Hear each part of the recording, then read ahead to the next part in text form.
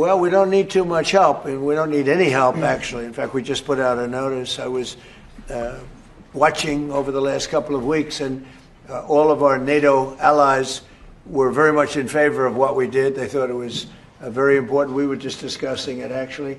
Very important that we take out the nuclear threat from Iran, and we've done that very strongly, very powerfully. We've wiped out their Navy, wiped out their military in every aspect.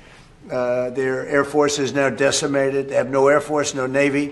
They have no radar. Their radar is entirely gone. Their anti-aircraft machinery is gone. Everything is gone. Their leaders are gone. I guess one of their top person was, they say, a lot of people say their actual top was killed yesterday, along with somebody else who was responsible for the killing. The man that was responsible for the killing of 32,000 people over the last 2 weeks, he was in charge of the killing of protesters.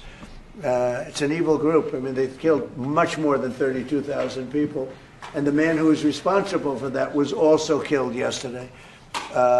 And all of the NATO allies agreed with us.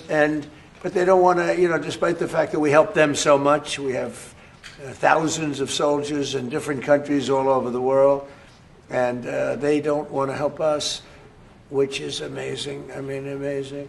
And I didn't do a full court press because I think if I did, they probably would be. But we don't need help. That war has been long prosecuted, as far as I'm concerned, almost from day one. We knocked out many of these things. We knocked out the Navy essentially in a couple of days. But I was surprised to see that NATO, while they agreed that it was a very important thing to do, they agree fully. Nobody said, oh, you shouldn't do it. They would have had a nuclear weapon within 1 month of when we had the B-2 bombers bomb the nuclear potential. I call it the nuclear dust.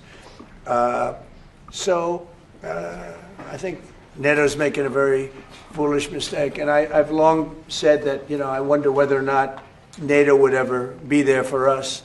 So this was a great test, because we don't need them, but they should have been there. The other thing is, and I think, very important, we didn't have to be there for Ukraine. Biden chose to spend hundreds of billions of dollars on Ukraine.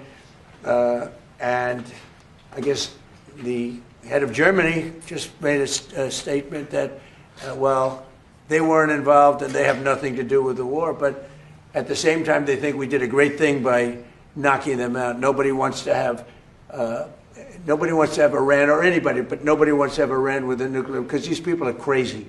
They're absolutely crazy, and they're vicious, violent. I mean, they killed, think of it. They killed, now I hear it's about 41,000 people. They put out a notice 2 days ago. Anybody that protests will be immediately shot and killed. That's pretty tough stuff. So everyone agrees with us, but they don't want to help. And we as the United States have to remember that, because we think it's pretty shocking.